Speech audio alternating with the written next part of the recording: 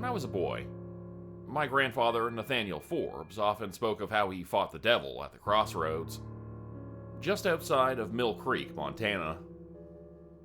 Now, the way he told it, he was a young man in his prime, looking for any opportunity to show the world that he had balls of steel. Not too different from most young men out there. Like most, he'd heard the local legend about the crossroads just outside of town. The legend was old, far older than he was, and there are still some folks who whisper about it today. I don't think most people truly bought into any of it, but kids looking to prove their grit have bought into dumber stories of the supernatural. And as history marches on, they'll buy into even dumber stories. I don't know just what my grandpa thought he'd find out there, if he really believed in the legend or not. But when he was told that if one were to visit a certain crossroad at midnight, one might just happen to meet a pale man in a pitch-black suit, he had to go and see for himself. Now, according to the stories about the man in black, he'd grant you any one thing for a price. Exactly what that price was varied depending on who you ask. Some folks say he'd take your soul. Others say he'd ask for something of value. Either way, the cost of any gifts he gave was always high. Higher than even the richest man would care to pay. Some folks swore up and down that the man in black truly was the devil incarnate, and those who didn't dismissed it as a fairy tale. My grandfather didn't seem to care either way. He wasn't looking for any gifts. He wasn't after a boon. Oh no. He was a prideful bastard, even back then. And he was looking for a fight. I couldn't tell you if he was looking to prove something. Faith or devotion, perhaps. That God was on his side. In all his years, he never actually said why he'd gone to the crossroads to fight the devil.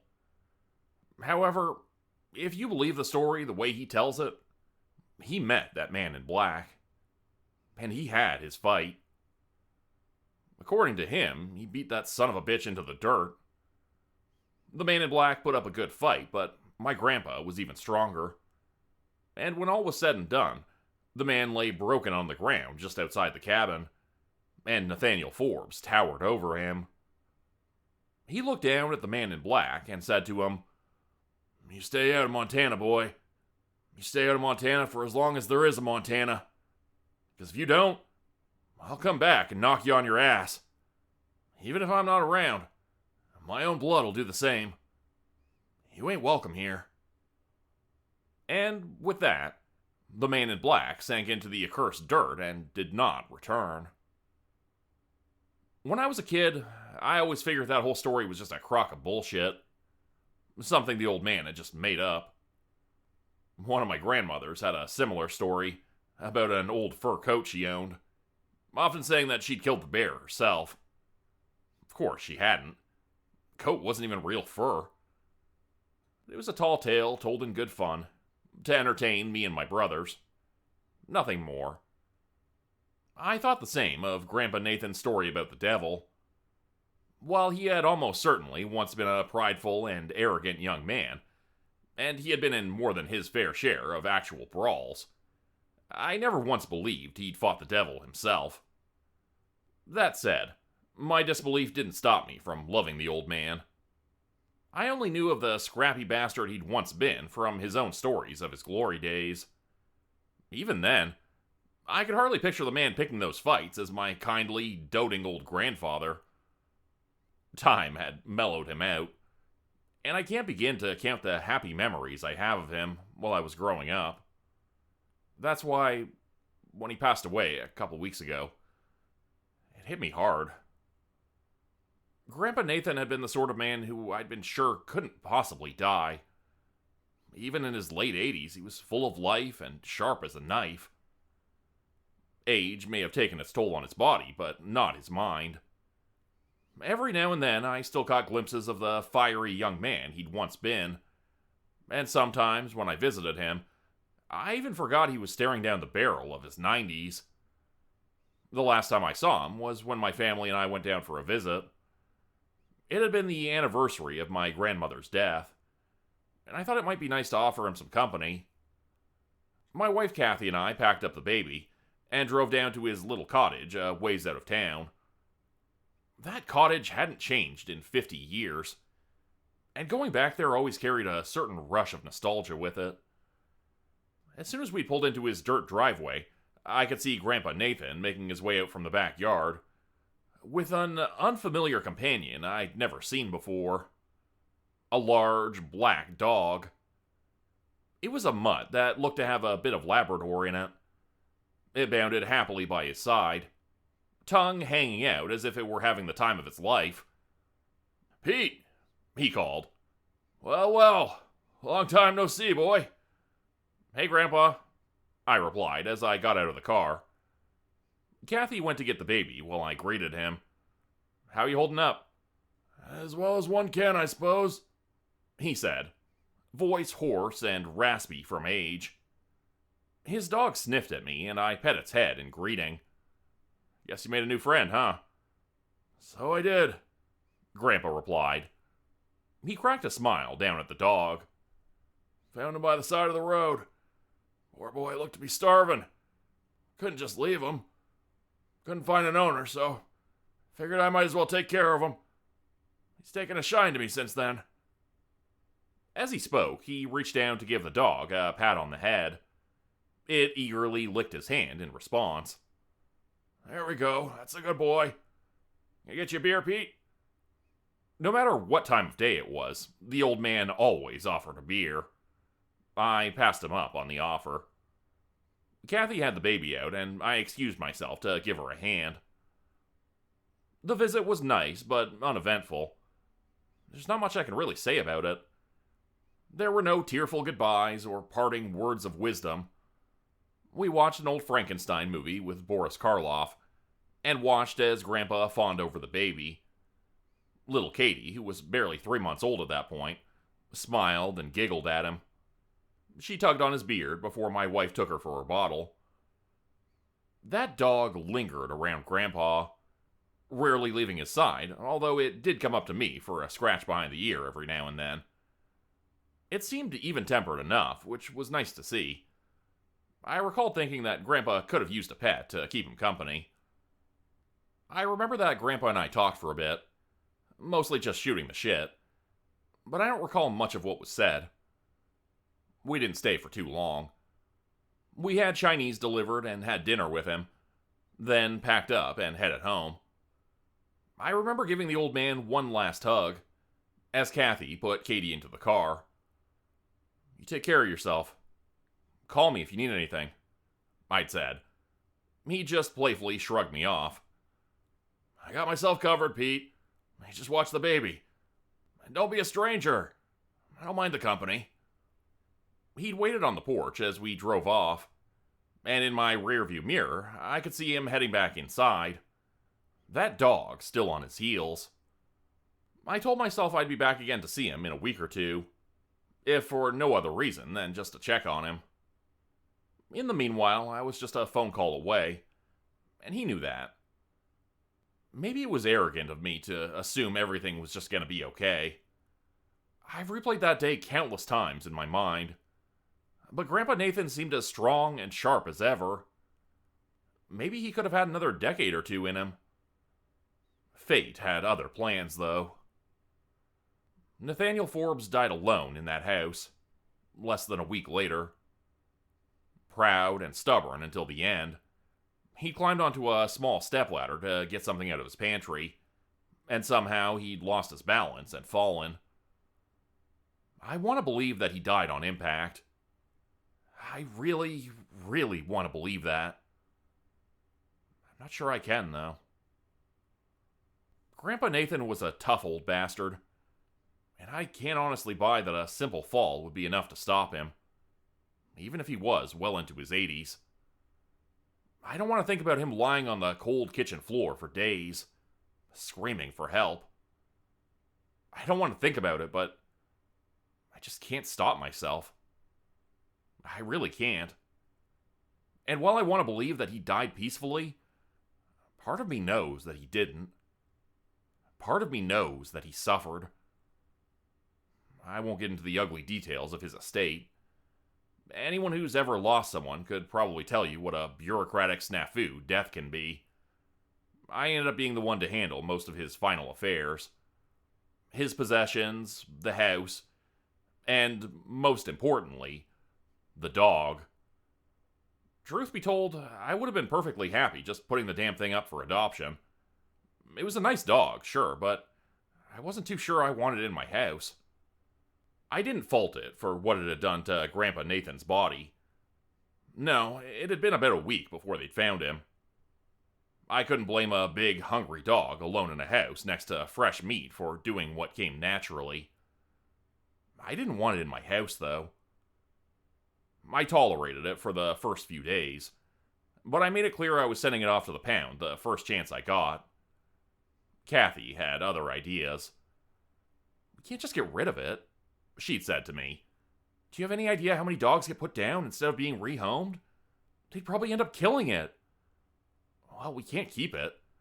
Dogs need attention. They need walks. We've already got our hands full with Katie. Besides, we don't even know if that dog would get along with her."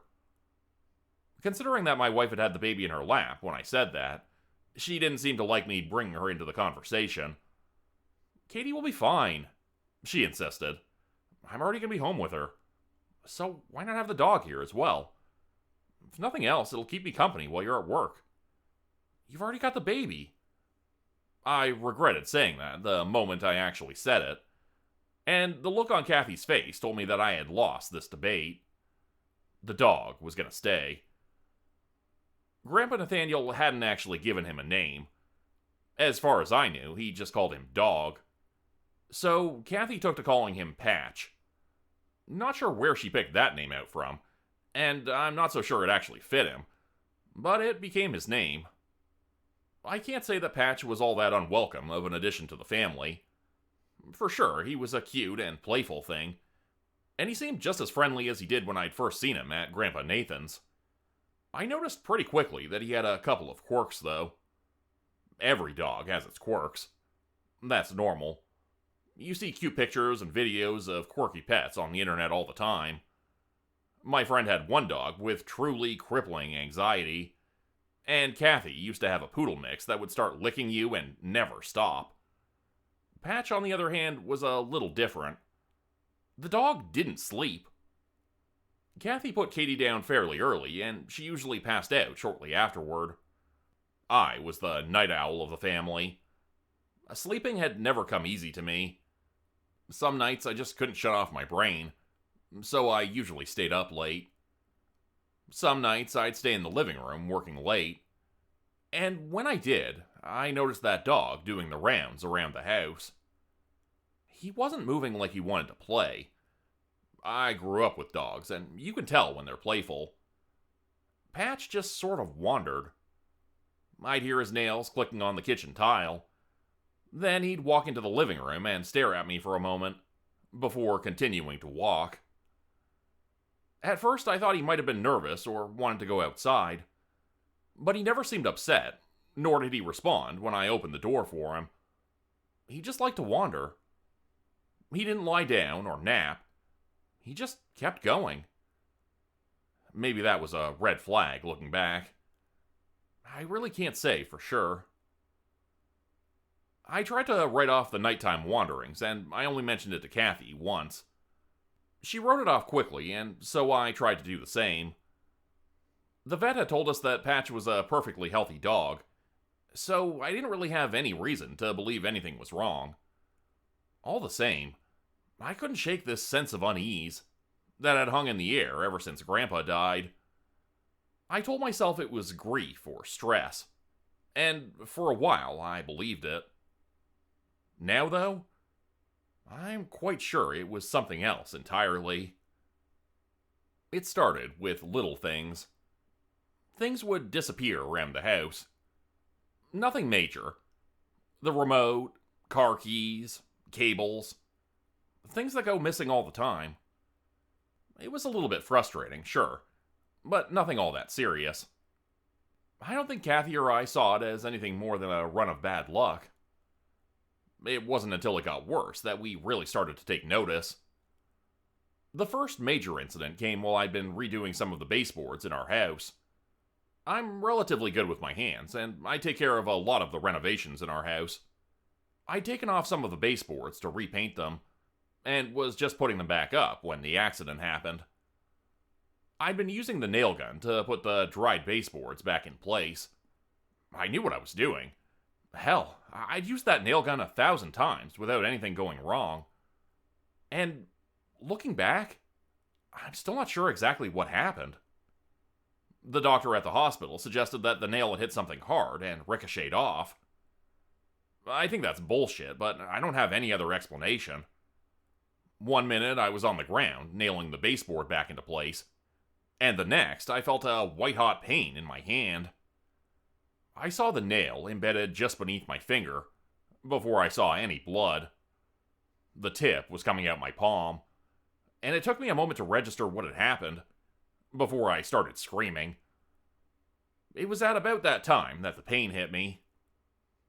Kathy came running in, the baby in her arms and eyes wide. That dog was right on her heels, tail wagging as if nothing in the world was wrong. I remember that it looked right at me, tongue hanging out in a stupid doggy grin. I got to spend the rest of the day in the ER because of that, and the hospital bill afterward wasn't a pretty one either. That wasn't the end of my troubles, though. It wasn't even a week later that the fire happened. I wasn't there to see it. I only heard about it through Kathy's frantic call while I was on my way home from work. It took me a few moments to get her to slow down to explain to me what the hell had happened. Apparently, she'd been in the kitchen when the smoke had started to pour from the oven. She'd seen the orange glow from inside, and thankfully had put out the fire before it spread. Aside from our oven being toast, there were thankfully no other damages. I couldn't blame her for being terrified, though. There were other events as well, in the weeks that followed. Mostly smaller incidents. Broken glasses, a branch falling and damaging the roof. Nothing quite as life-threatening, although with how frequent they had become, that sense of impending dread I felt seemed to grow and grow, until at last it came to a head. Of course, by then it was too late. By then, what had happened had made everything else pale in comparison. The nail, the fire, the little accidents. They meant nothing after we lost Katie. I remember waking up to Kathy's screams. They tore abruptly through the house, and I almost fell out of bed when I heard them. I tore through the house, racing into Katie's room, and I saw Kathy there, standing over the crib and cradling our baby in her arms. Her eyes were wide and filled with tears as I opened my mouth to ask what was wrong. The words died in my throat. Just looking at Katie, I understood. She was pale and limp. Kathy cradled her close. But even as she did, I could see her limbs just hanging there, lifeless. In a moment, my entire world shattered.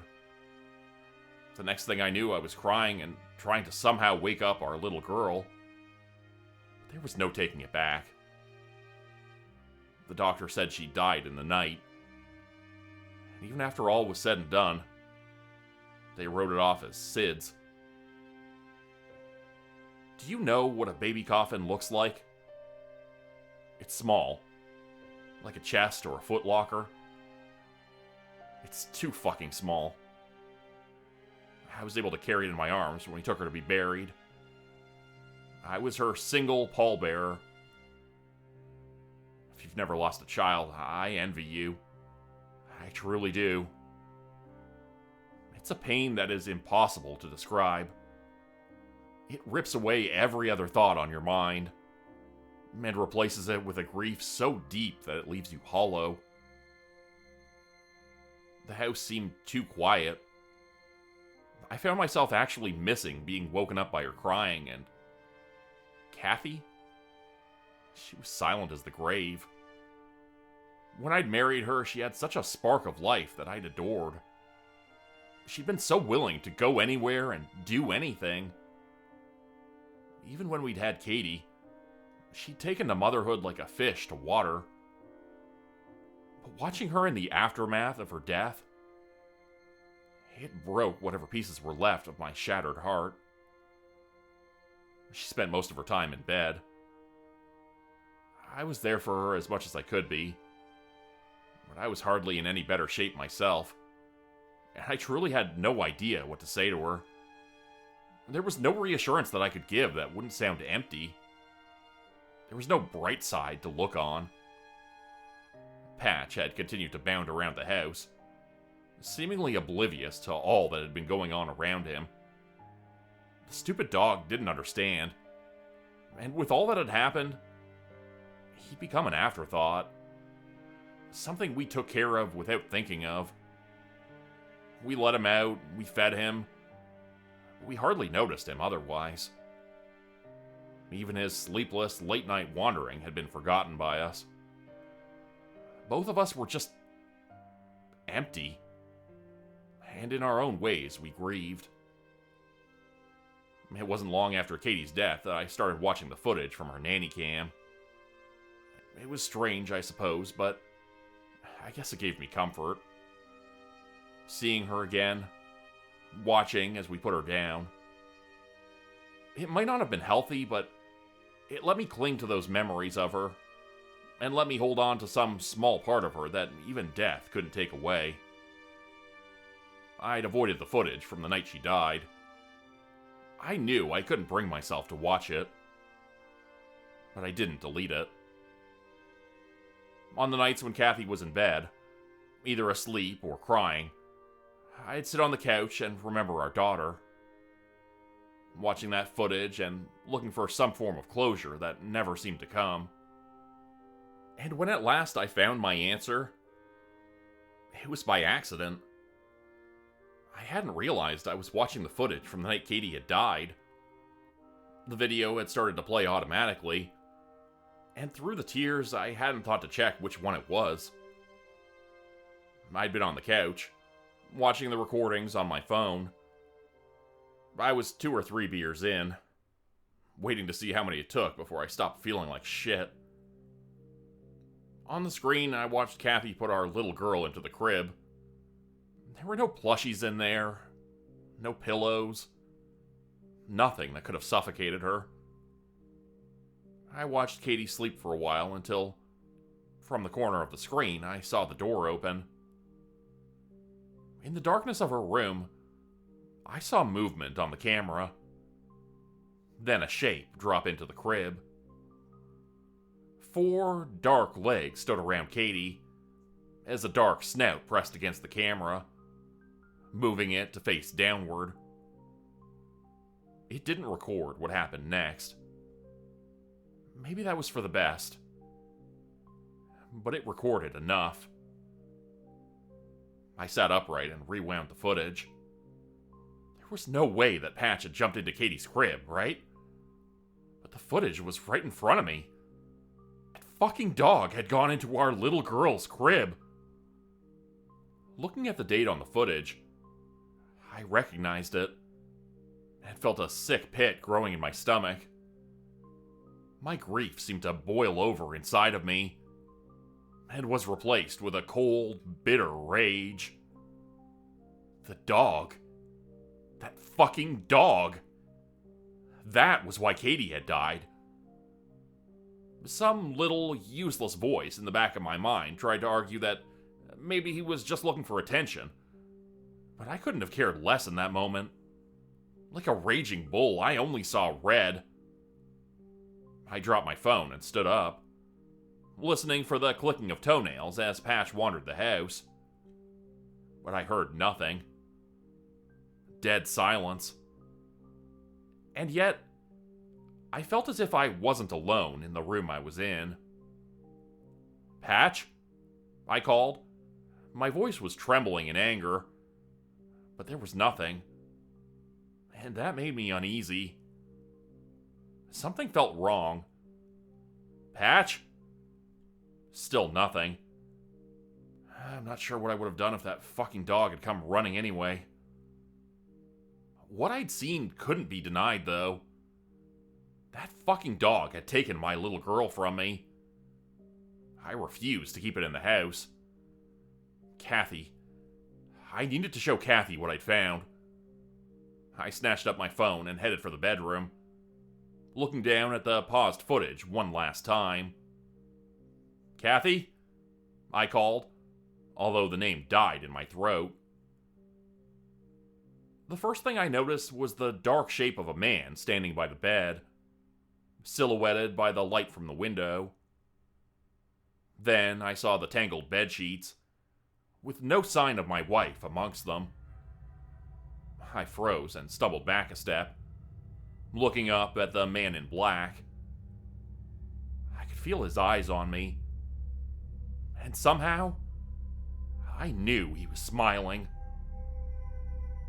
What the fuck? There's no need to swear, Peter, he replied. His voice was smooth and mellow. Who the hell are you? Where the fuck is Kathy? The man just continued to smile. Looking into his eyes, I sensed something familiar in them. Don't you recognize me? I'm your dear sweet Patches, your lovable, loyal dog. Although I must admit, I really was not fond of that name. Oh well, no need for it anymore. I have a fucking gun in the kitchen.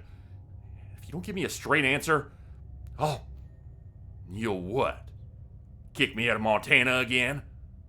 Just like dear old Grandpa? I felt a cold chill run through me. The dark man's smile seemed to grow wider. I'll confess, he did put up quite the fight all those years ago. But his little warning was too tempting to pass up. I just had to come back to see if he'd make good on it. Unfortunately, the spirit was willing, but the body was far too fragile. I opened my mouth to speak, but the words didn't come out. All I could do was stare at this impossible man. The devil himself, staring me down and taunting me. Unfortunately, old Nathaniel was adamant that his blood could beat me into the dirt just like he did back in the day. And as I said, I truly do love a challenge. I've watched you. For a month now, I've watched you. You're not as stubborn as he used to be. You're older than he was when he defeated me. But I will humor your challenge all the same. I'll let you prove the old man right. And if you do, I'll leave Montana again. I'll let your sweet wife return home. I'll even give you back your little girl. The words from his mouth sounded cold and serpentine. I didn't know what to make of them. I remained rooted to the spot, my eyes locked with his as he awaited my answer. I've caused you a lot of pain, Peter. Surely you'd love some payback, wouldn't you? How about it?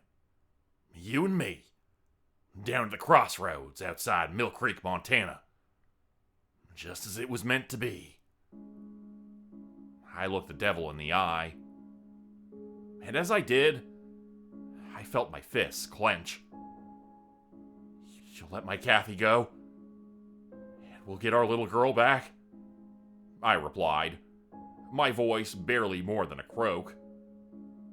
No strings attached. I'm a grifter, friend, but I'm no liar, he said. Shall I see you there tomorrow night? Yeah. The words sounded so heavy coming out of my mouth, but they needed to be said. The rage and grief in me seemed to boil over. I had no idea what I was getting myself into. Some part of me knew it was a trap, but something else told me that I had to do it anyway. Tomorrow night, I beat the living fuck out of you. And when I do, you stay the fuck away from my goddamn family for good. You hear me? Loud and clear, the man in black replied. And just like that, he was gone. I've recorded all of this, so that if I don't come back, someone knows what happened to me. I'm going to head out to the crossroads soon. And one way or another, I aim to finish what Grandpa Nathan started. I know that the devil I'm facing won't fight fair. I know my odds might not look good, but I'll fight all the same. And even if it kills me, I'll beat that son of a bitch into the dirt. Just like my grandpa did. I will win this one. Whatever it fucking takes.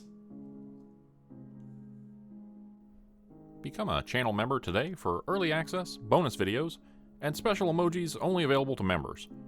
Check out the description below or click the join button for more info. If you'd like another way to help support the channel, please consider joining my Patreon page at patreon.com/Jordan Group Horror. As a patron, you'll get access to bonus videos and content. You'll be credited at the end of every video going forward, and if you decide to stay for 3 months, I'll name a character after you which will be featured in a Hollow's End story. Links to join the Patreon are in the description. Thanks everyone for listening. Please like, subscribe, and comment to help the channel continue to grow. And see you again next time at 4 p.m. Eastern Standard Time. Hope you have a great night.